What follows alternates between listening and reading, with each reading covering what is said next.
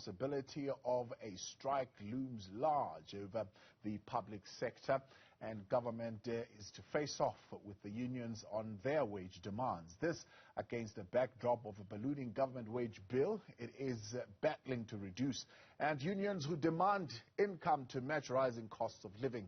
Joining us now to explain their position as unions are Public Servants Association Acting Deputy General Manager Reuben Maleka and the National Convener of the National Union of Public Service and Allied Workers Union, Solly Malema. But first, here's a look at the bigger picture of what we're talking about. This is what unions want. Unions want a 10% increase across the board, irrespective of employment level or years served. 2,500, that is, increase in their housing subsidy. Other demands include relief fund for disaster periods such as COVID-19 lockdowns, access to pension savings, bursary schemes for the employee children. These are demands that have been put to government by the public servants. Now, what government will consider is this. Government says a civil wage bill is already too high.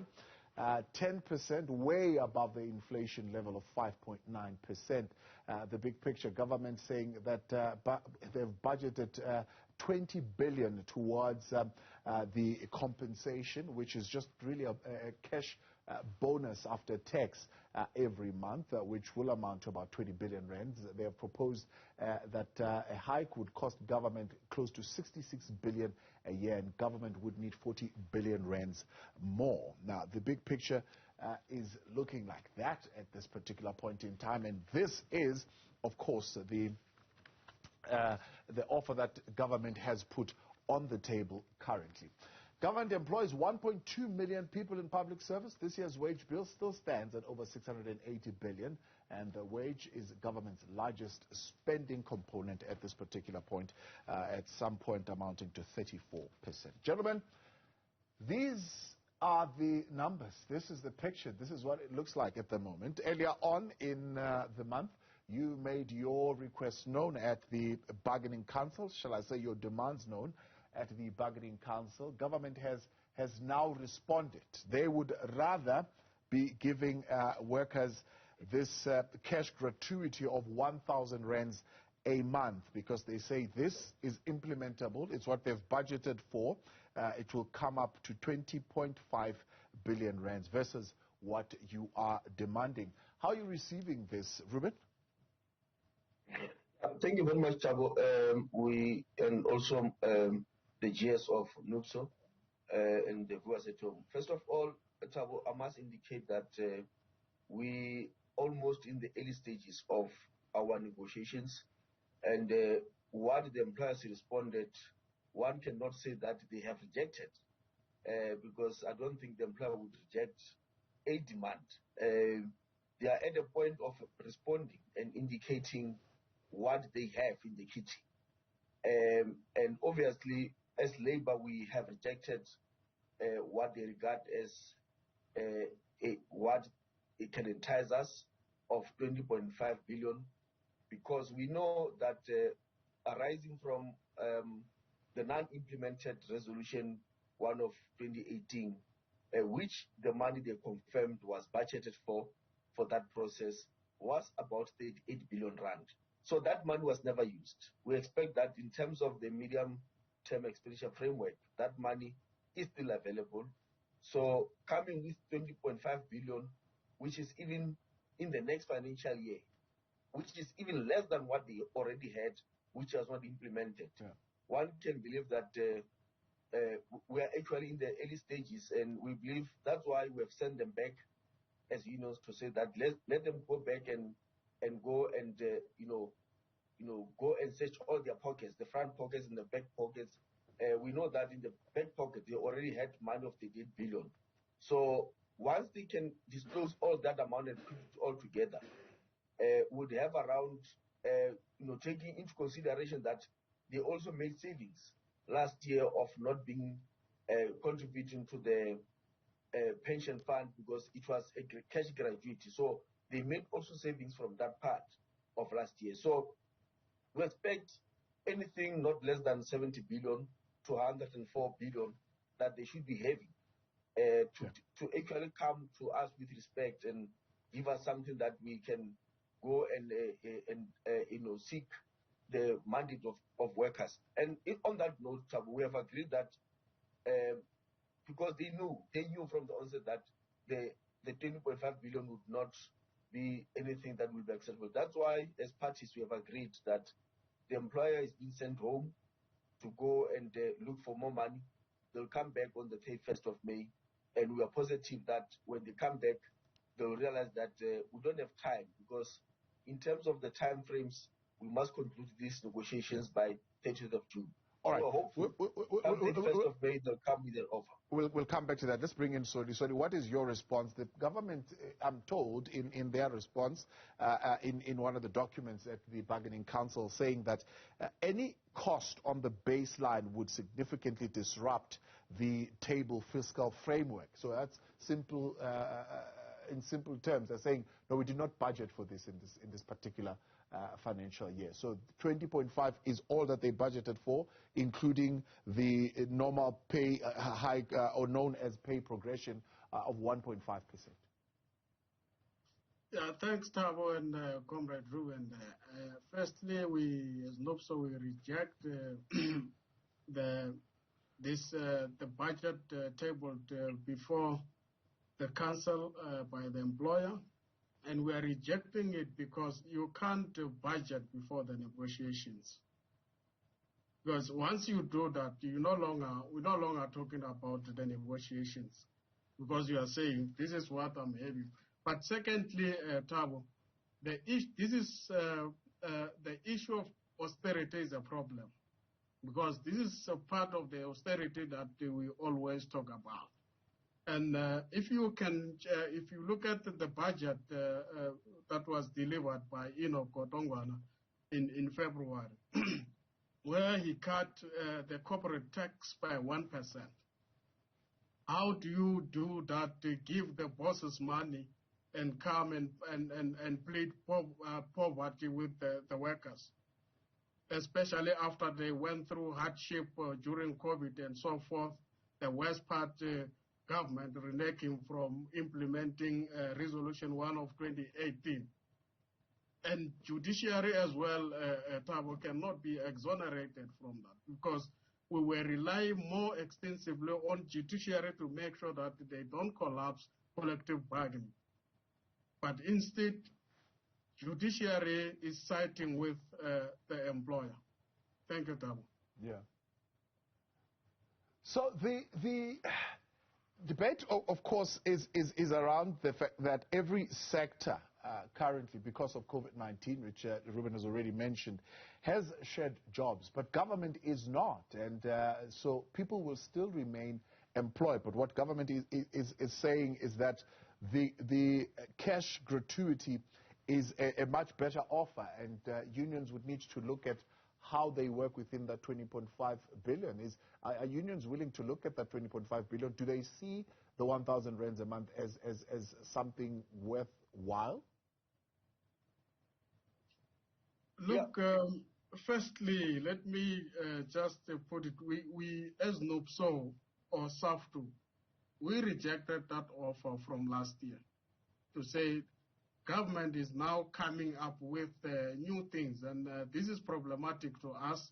And secondly, last year, we can't say workers, the public servants have received increase, because what they got was the 1%, 1.5%, that was meant for PMDS. And again, Thabo, if you look at the public service, the government is no longer filling up vacant posts, but instead they are coming up with all these manners for, like, for instance, your EPWP, your community health workers, and so forth, to replace the public servants. And we feel very strong that government, one, they must fill up the vacant post, and secondly, the government must meet the demand of the 10% across the board. Yeah. Thank you, Tom. Reuben, there's a great feeling that there is great pressure on government expenditure. I mean, generally speaking, at least this is what we are seeing on the surface. So we see the demands that you are making, and we hear what government says. So there's pressure on our expenditure at the moment. We are talking now possibly of a fuel hike pretty much in the region of 3 rands, which is going to be rather heavy on consumers already. And we have had this reprieve of the fuel levy that was taken away. But government saying we are bringing that back because it obviously impacts on the bottom line in terms of expenditure of government. So we hear all these things. What are we not hearing at the bottom that is making this collective bargaining process complicated? Look, Thabo, first of all, one must also take this into a serious consideration that when government always plead poverty, and especially when they come to us as public servants, they don't want to mention the part that they talk about fiscals, including the whole sector. They include parastatals, they include entities of the state, and which are having separate salary structures, which most of them, they are 10 times higher than the salary of a public servant. So how do you then come and say the public service wage bill is a problem? When you know, Thabo, today as we speak, when last time did you see a train where workers could afford to board a train to work which is cheaper? Because there are no trains. PRASA does not exist. Let's make example. What is the salary of a CEO of SAS or of PRASA versus the DG of a department? They all earning from the same fiscals. But why is a different salary dispensation? One is critically not even performing, but any more than a department that is functional in the public service. But at the same time, you're correct that the public service is being collapsed deliberately by not being able to fill positions. If you go to a police station today and go and find out how many police officers are on duty, we have heard the stories, Thabo, of Malabale police station, a police station in Kimberley where there was only 1 female officer at the night duty. There are no police officers. Go to schools. Where are teachers? There are no teachers. Health clinics used to operate 24 hours. Our clinics now are operating 4 to 7, 8 o'clock to 4 o'clock in the afternoon. Not because of any other reasons, because there are not enough health workers. So all of them compounded, the worst situation is that due to salaries that are very, very low in the public service, majority of skilled public servants are leaving the public service to overseas. Some are actually going to the private sector. The same public service is going to buy skills as consultant at more than higher than a public service salary.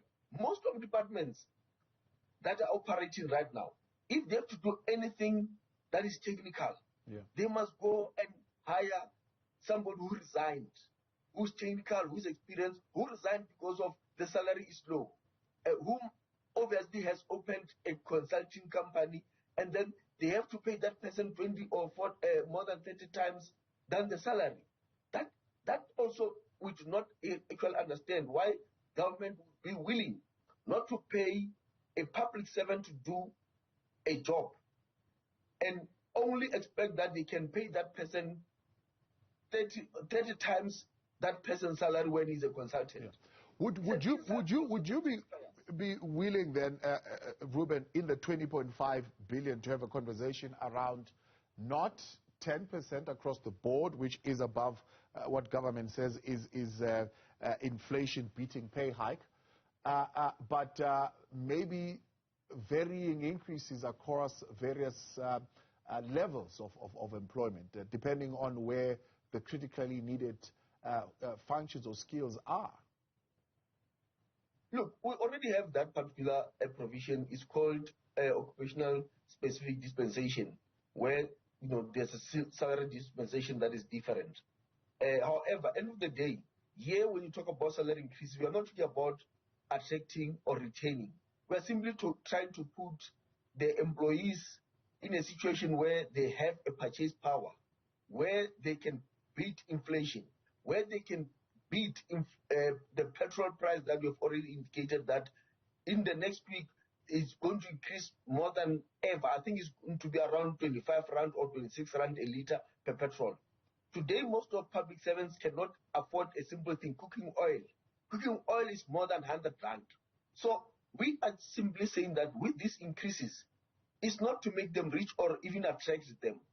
It's just to make sure that they are able to come to work. Transport is no longer affordable to public servants. Food is no longer affordable to public. Electricity is worse. Most of our public servants no longer actually have electricity as something that they can even use in full in their house because it's unaffordable. So in that regard, we are trying. In fact, let me conclude by saying we have had IMF, we have had the Moody's are indicating that come the end of this year, the inflation would be above 8.2%. So what does inflation mean, Tabu? It simply means that if you are not able to beat inflation also with your salary becomes less and less, and you are not going to be able to buy the same bread that you bought last year. And we're trying to do that. And I don't think 10% with inflation at 8.2% end of this financial year, with petrol price that is highly unaffordable, with the electricity that Eskom has received of about 10% increase. If Eskom got 10%, in fact, Eskom demanded 20.5%. We'll come back to that in a moment. Let's talk about that explanation and how you are approaching the rising cost of living and how increasing salaries would, in essence, help us with the inflation. We'll have that a little bit more broadly when we continue next. Reuben Maleka of the Public Servants Association and NAPSAU's national convener, Solly Malema. Stay with us. Now back with us tonight here on In Focus Newzroom Afrika, channel 405. We're talking the public sector wage demands. This as the government has now officially given their initial response as that they are not going to, of course, give what they call, they're not going to commit to what they call inflation-beating pay hikes. And of course, Labour has said, no, they must go back home and think again, search their pockets, search their cupboards, and come back with a little bit better offer. Solly, why are you demanding above inflation pay hikes? I mean, the argument that you are beating inflation by demanding more. I mean, maybe economists will have a better conversation. I don't know. I don't think that's the way of beating inflation. Yeah, thanks, Tabo. Maybe let me correct. I'm not the national convener. I'm the general secretary. Look, Tabo, there are a number of reasons why we're demanding 10% across the board, and we are doing that unapologetically. So, one, the government failed to implement the Resolution 1 of 2018, which was the agreement.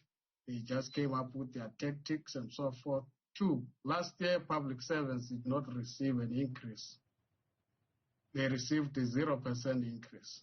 The only, that 1%, like we are saying, that they offered, that money was the budget for the PMDS. Two, we are saying there's money because during the budget speech delivered by the Minister of Finance, he gave the bosses 1%.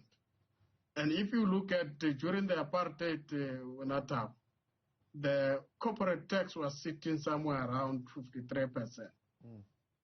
And they are doing that at the expense of the workers. And we can't allow that. And this time around, we will persuade the unions in the public service, and we will start mobilizing. We have already started mobilizing our members, and we will appreciate if we can also have collaborations as a build-up, because what we need to do now, all workers, the public servants, are the slaves of this government, regardless of the affiliation. Right. Hence, we are saying, ourselves, NUPSO, we will persuade all the unions in the public service so that we unite against the austerity imposed on the public servants. And we believe that we will achieve that. This time around, we will see a different ball game. Just earlier, a few weeks, Natim Teta announced that they will be doing a flag of something around 22 million. And you come to workers and say there's no money. Yeah. Well, I think he has since decided to review that because of the uproar and the backlash that he received from the workers and maybe even from society in general. But let's talk about, as you're saying, things are going to be different. The government saying, let's defer the next round of negotiations to cover 2023 and 2024. They're saying I was still committed to negotiate, but let's negotiate in the next financial year. Are you going to look at that? No, we are not amenable to that, Thabo. We are not amenable to that because we know that the government will try to use the delaying tactics. And already the former finance minister, Tito Mboweni, pronounced the 0% increase for public servants until 2024. So we know their tricks and we're not going to accept that. We need to continue negotiating, conclude. If we don't find one another, and we will push for a power play this time around. Hence, we are saying we will persuade our comrades in the public service to make sure that as collective, we confront the government because we know that they will continue to be intransigent. So we are not going to allow that this time around. Yeah. Thank you. Reuben, so the big challenge is that government keeps going to borrow, to pay some of these things, this expenditure. It's funded through loans that they go in and get from all sorts of places. And part of the challenges of inflation is that many countries, they raise interest rates. We've even raised our own interest rates here, which means it becomes even more expensive now to go out and get money to be able to pay these salary hikes, because really all we do is fund consumption. So it's not a way of dealing with inflation, really. It might even land us up in far more deeper inflation trouble than we are currently.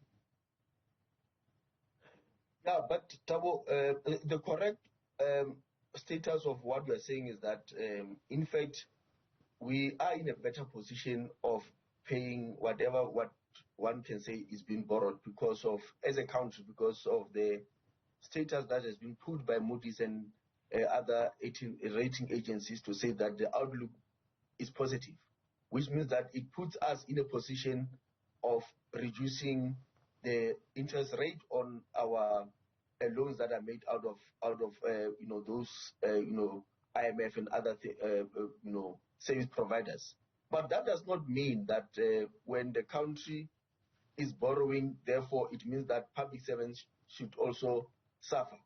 One thing for sure, Thabo, you know that when the COVID started, there are very extraordinary things that happens in this country that, South Africans, sometimes we forgive and forget very easily.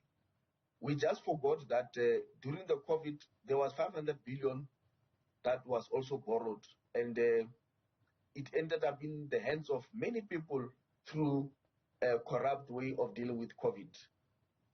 I'm yet to see who has ever paid back the money that we understand that SIU is busy with.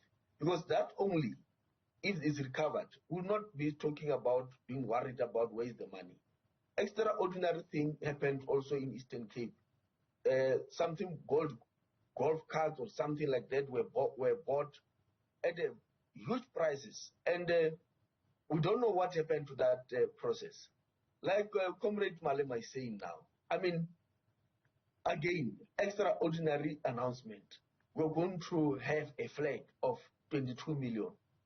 I mean, all these things is just an insult to us as unions to say when government is splitting poverty, they are doing extraordinary things that are usual and is just a blatant slap on us as public servants that, look, you are slaves, you can do whatever that you do, but we are going to do extraordinary things that anybody else can see that, it's no longer about, a way of a politician or somebody with power being able to pay himself or herself. It's just a clear looting of the money. But must we now, as public servants, enjoy that looting and also sit back and say that we cannot make demands because we'll be blamed that the country cannot afford, the country debt is high. Everything that is happening in this country is not a strange thing. We've got the Zondo Commission reports, and also we are waiting to see whoever is going to be the first victim of Zondo report and pay back the money. Every year, in and out, the Auditor General comes with reports of showing the money lost through transaction. And I can tell you, I've been monitoring it.